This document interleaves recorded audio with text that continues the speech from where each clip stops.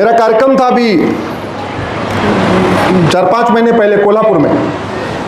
एक सेना के रिटायर्ड अधिकारी आए हमारे पास। उनकी एक बेटी लफ्ज़-ए-हाथ का शिकार हो गई थी। उन्होंने इस पर रिसर्च किया तो पता चला महाराष्ट्र में पिछले 3 साल में 1 लाख लड़कियां गायब हो गई हैं और मामला वो मुंबई हाई कोर्ट में चल रहा है। उन्होंने PIL फाइल किया, मुंबई हाई कोर्ट मैटर चल रहा है। और इसके बावजूद हम ऐसी चीजों पे चर्चा ही नहीं कर रहे। समाधान कैसे निकलेगा, इलाज क्या है इसका, कैसे इसका हल निकलेगा? अरे छोड़िए, रहने दीजिए। हमारे पूर्वजों ने कितना खून बहाया, हम तो कल पसीना बहा रहे हैं।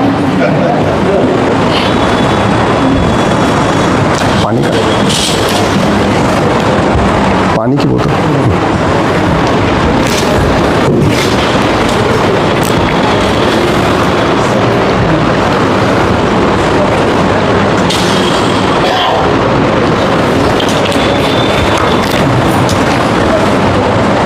चल गया।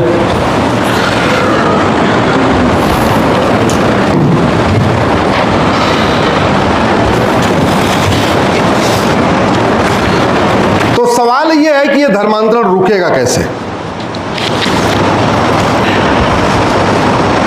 किसी भी समस्या का समाधान करना है तो डॉक्टर की तरीके सोचना चाहिए। जैसे डॉक्टर के पास आप जाते हो, कोई डॉक्टर है क्या इधर? नहीं। अच्छा, आप डॉक्टर है। अच्छा, इधर भी डॉक्टर है।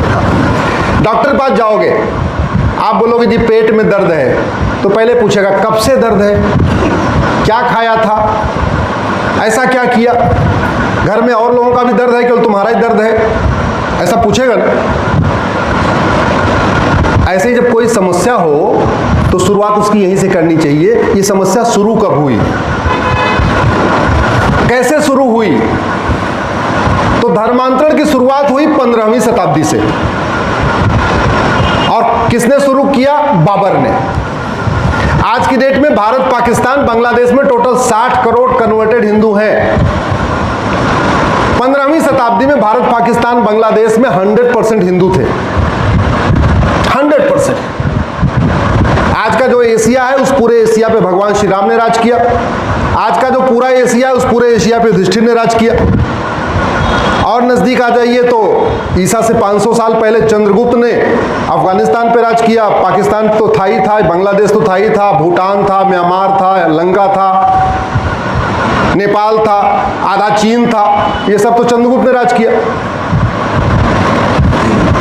तो जो धर्मांतरण शुरू हुआ वो कैसे हुआ? उस मजहब में बहुत अच्छाई है इसलिए लोग कन्वर्ट होते गए, या डर था, खौफ था? जोर से बोलिए जरा। डर था, खौफ था।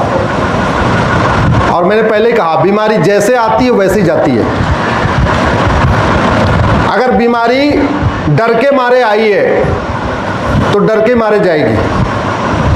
अगर मोटापा कुछ खाने से बढ़ा है तो जब तक वो खाना नहीं बंद करेंगे मोटापा बंद नहीं होगा। बहुत सीधा सा फंडा है। शरीर में कोई गांठ बन गई है कुछ खाने पीने से, जब तक वो डाइट नहीं कंट्रोल होगी गांठ गायब नहीं होगी। तो धर्मांतरण होता कैसे? धर्मांतरण अपने आप में एक बहुत ही प्रॉफिटेबल बिजनेस हो चुका है भारत में। और धर्मांतरण के केंद्र में है इस समय पंजाब और महाराष्ट्र। पंजाब और महाराष्ट्र इसलिए है क्योंकि बाकी नॉर्थ ईस्ट पूरा कन्वर्ट हो चुका है, बाकी राज्य कन्वर्ट हो चुके हैं। पंजाब और हरियाणा इसलिए है कि सनातन धर्म को बचाने की जो सबसे बड़ी लड़ाई शुरू हुई वो पंजाब और महाराष्ट्र में हुई। एक तरफ छत्रपति शिवाजी महाराज ने यहां से संघ शुरू किया और दूसरी तरफ उधर से गुरु तेग बहादुर, गुरु गोविंद सिंह जी ने शुरू किया। इसीलिए जब संविधान बना तो संविधान के चैप्टर 15 पे 2 महापुरुषों की फोटो रखी गई, छत्रपति शिवाजी महाराज और गुरु गोविंद सिंह जी। अब ये फोटो नहीं है, दुर्भाग्यवश ये फोटो नहीं है। और आपके महाराष्ट्र का कोई भी सांसद, विधायक न संसद में आवाज उठा रहा है, ना विधानसभा में आवाज उठा रहा है कि संविधान में छत्रपति शिवाजी महाराज की फोटो वापस ले आओ। उठाया किसी ने क्या? नहीं। क्या पता उनको जानकारी ना हो। अगर उनको जानकारी नहीं है तो उनको जानकारी देना किसका काम है? हमारा थोड़ी, हम दिल्ली से थोड़ी आएंगे जानकारी, हम तो चले जाएंगे। ये आपका ड्यूटी है, आप जाके उनको बताओ। ये मैं सुन के आया हूं, ये बात है। हाँ, उनको अगर बिल पेश करना होगा, बिल बना के मैं दे दूंगा। अगर उनको संसद विधानसभा में आवाज उठाने के लिए 0 आवर में, क्वेश्चन आवर में कुछ लिख के रिटर्न में चाहिए होगा, वो मैं बना के दे दूंगा। और केवल एक ही धोखा नहीं हुआ कि छत्रपति शिवाजी महाराज की फोटो हटाई, एक और धोखा हुआ। भारत के संविधान में एक चैप्टर के ऊपर रानी लक्ष्मीबाई जी के साथ तात्या टोपे की फोटो थी।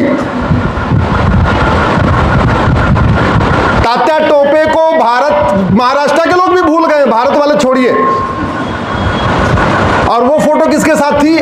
वो फोटो थी रानी लक्ष्मीबाई के साथ। तो चूंकि मुगलों के खिलाफ छत्रपति शिवाजी महाराज और गुरु गोविंद सिंह जी ने युद्ध शुरू किया था, इसलिए उन दो महापुरुषों की फोटो चैप्टर 15 पे रखी गई। अंग्रेजों के खिलाफ झांसी की रानी लक्ष्मीबाई और तात्या टोपे ने शुरू किया था, इसलिए उन दोनों रानी लक्ष्मीबाई और तात्या टोपे की फोटो एक साथ रखी गई। और गद्दारों की हिम्मत देखिए, फोटो तो हटाया ही हटाया, तात्या टोपे को टीपू सुल्तान घोषित कर दिया। तात्या टोपे को टीपू सुल्तान घोषित कर दिया। अरे वो टीपू सुल्तान जिसने लाखों हिंदुओं की हत्या किया, उसको वो संविधान में कहीं जगह पा सकता है क्या हमारे? नहीं।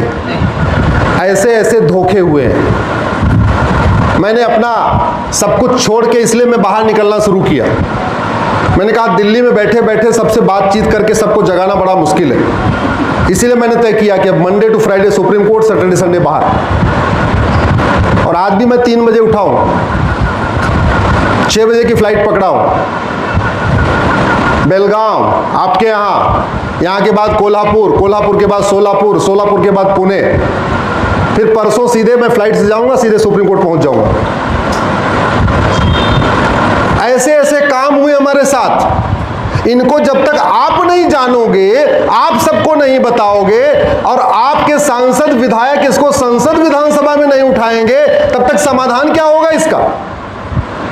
इसलिए मैंने कहा था 5-5 हजार फेसबुक फ्रेंड बनाइए अपने नाम के लोगों को, अपनी जाति वालों को नहीं, अपने रिश्तेदारों को नहीं। रिश्तेदार को और नाम जानने वालों को फेसबुक फ्रेंड क्यों बनाना? वो तो आपके जानने वाले हैं ही हैं। जिनको आप नहीं जानते उनको फेसबुक फ्रेंड बनाओ।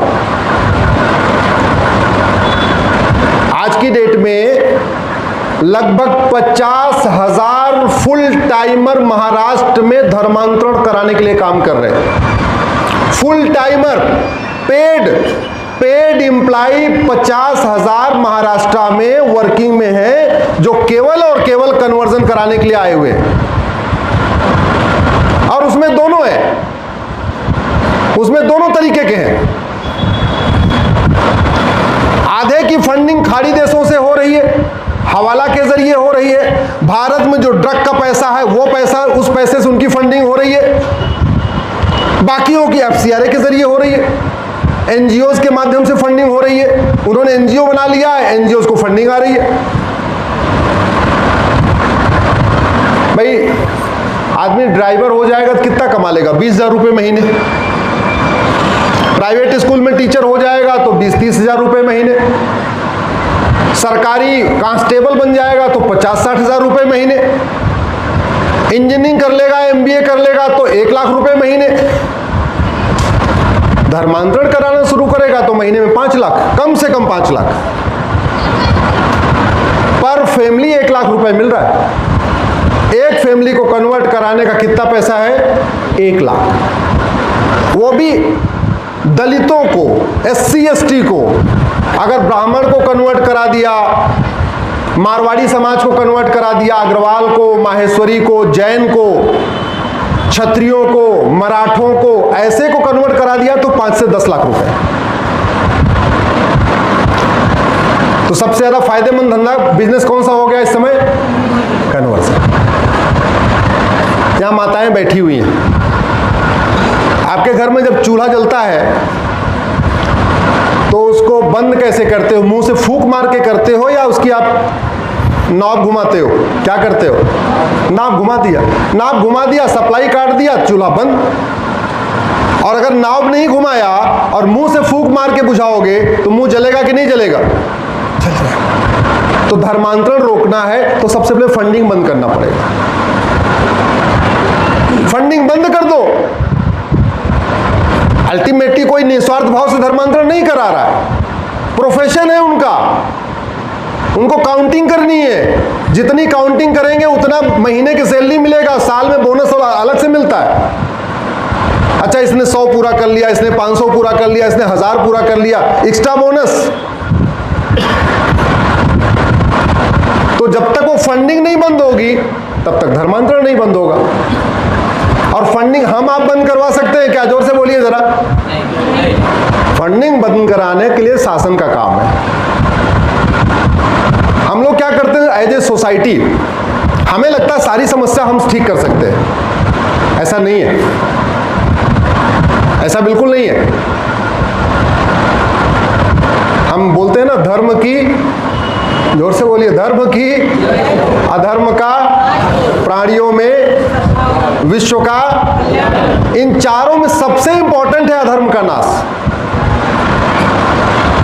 धर्म की जय करने से अधर्म का नाश नहीं होता, अधर्म का नाश करने से धर्म की जय होती है। और अधर्म का नाश करना समाज का काम नहीं है, समाज का काम धर्म की जय करना है। अधर्म का नाश करना किसका काम है? शासन का, शासक का। गाय को रोटी खिलाना किसका काम है? समाज का। गौशाला खोलना किसका काम है? समाज का। लेकिन गौ तस्कर को जेल में डालना किसका काम है? शासन का। गाय को रोटी खिलाना, गौशाला खोलना धर्म की जय है, गौ तस्कर को जेल में डालना अधर्म का नाश है। और गौ तस्कर को जेल में डाले बिना आपकी गाय बचेगी नहीं। आप 6 महीने गाय को रोटी खिलाओ, एक दिन का गौ तस्कर आएगा, आपकी गाय रोटी साथ खा के चला जाएगा। इसलिए अधर्म का नाश किए बिना धर्म की जय नहीं होती। और अधर्म का नाश करने का काम कोर्ट का है, शासन का है, पुलिस का है। ये थानेदार, हवलदार, कलेक्टर, कप्तान, जज किस लिए रखे हुए? इसलिए तो रखे हुए। उनको वेतन भत्ता गाड़ी किस लिए मिलता है? इसी काम के लिए तो मिलता है, अधर्म का नाश करने के लिए। अधर्म का नाश करना है तो सबसे पहले आपको ब्लैक मनी रोकना पड़ेगा। एक बात आप अच्छी तरीके से समझ लीजिए, अगर भ्रष्टाचार खत्म नहीं हुआ तो सनातन धर्म खत्म हो जाएगा। आप सोच रहे होंगे अरे क्या बात है, आपने किसी कवि को सुना होगा, कुछ बात है कि हस्ती मिटती नहीं हमारी, सुना होगा। तो हमको कह रहे हैं सनातन धर्म अरे हम कह रहे हैं खत्म हो जाएगा। भ्रष्टाचार खत्म किए बिना लव जिहाद रुक ही नहीं सकता, भ्रष्टाचार खत्म किए बिना ड्रग्स जिहाद रुक ही नहीं सकता, भ्रष्टाचार खत्म किए बिना धर्मांतरण रुक ही नहीं सकता, भ्रष्टाचार खत्म किए बिना घुसपैठ रुक नहीं सकती। और जब ये चारों नहीं रुकेंगे तो सनातन धर्म खत्म हो जाएगा। और खत्म हुआ है। दुर्योधन का ननिहाल गंधार 100% हिंदू थे, आज वहां एक भी हिंदू नहीं बचा, अफगानिस्तान बन चुका है। भरत का ननिहाल जहां से माता कैकेयी आई थी, वो कैके 100% हिंदू थे, आज वो पाकिस्तान बन चुका है। हिंदू खत्म, 1% बचे, वो भी खत्म हो जाएंगे। सबसे बड़ा हमारे लिए खतरा है करप्शन और उसके बाद पॉपुलेशन एक्सप्लोजन। तो अगर आपको ब्लैक मनी रोकना है तो आपको 100 रुपए से बड़ी नोट बंद करना पड़ेगा। इसके बिना ब्लैक मनी रुक ही नहीं सकती। आपको ब्लैक मनी वाला कानून भी कठोर बनाना पड़ेगा। इसके अलावा आपको कम से कम बड़ी नोट बंद करना पड़ेगा, जिसकी जरूरत नहीं है आज की डेट में।